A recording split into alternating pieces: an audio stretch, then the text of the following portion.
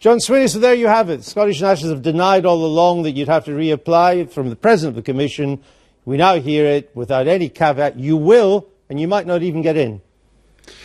I think President Barroso's remarks are pretty preposterous this morning. He's said out his position linking and comparing Scotland to the situation in Kosovo. Scotland's been a member of the EU for 40 years. We're already part of the European Union. You haven't been a member at all. Britain's the member. Scotland's not the member. You're a member as part of Britain. If you go independent, you'll have to apply, he says. And all of our laws, all of the arrangements that we have in place are all compatible with the workings of the European Union because we have been part of the European Union for 40 years. And the propositions that we've put forward are about essentially negotiating, by agreement within the European Union, the continuity of Scotland's membership of the European Union. And of course that position has now been explained and debated and discussed and reinforced by some of the comments made by people like Sir David Edward, who's a former British judge of the European Court. But he's not the. We can all trade experts. We're talking about the President of the European Commission, and we've spoken to him since he gave that interview on the BBC this morning. That was an explicit intervention he made. That he wanted to lay out that Scotland should be in no doubt. It wasn't a slip of the tongue or maybe made up on the hoof. He wanted the people of Scotland to know that if they vote for independence, they will have to apply for European membership, and they might not get it because it could be vetoed by one of the 28 members.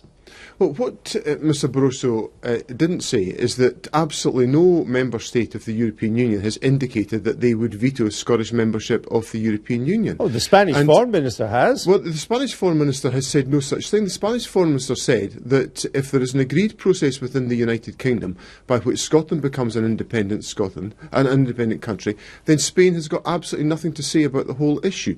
And that indicates to me quite clearly that the Spanish government will have no stance to take on the question of Scottish membership of the European Union, because what's important here is that Scotland is already part of the European Union. We are part of the firmament of the European Union. Our laws are compatible with the European Union. We play our part within the European Union. And the only threat to Scotland's participation in the European Union is the potential in-out treaty that David Cameron wants, referendum that David Cameron wants to have in 2017. So the whole case for Scottish membership of the European Union is based emphatically on the continuity of the membership that we've built up over 40 years. Not been a great week for you, have you? Everything you seem to want, monetary union, that's been blown out the water by all three of the main Westminster parties. Now Mr Barroso has blown out your membership of the European Union. You'd have to apply for that. It's not been a very good week for you. Well, on the currency debate, Andrew, you'll follow the debate very closely. You'll follow all of the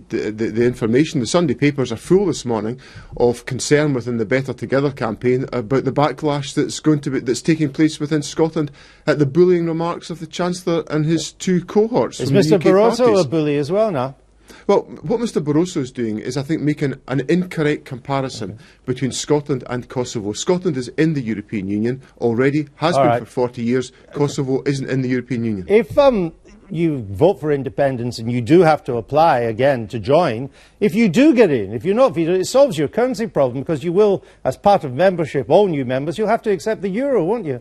Well, what we've set out is our option on the currency arrangements, which would be to establish the currency union with the rest of the United Kingdom. Sure, but as a new member, you would have to adopt the euro, not the currency union. That's actually not the case, because if you want to adopt the euro, you've got to be a member of the exchange rate mechanism for 2 years before you can actually undertake to apply for euro membership.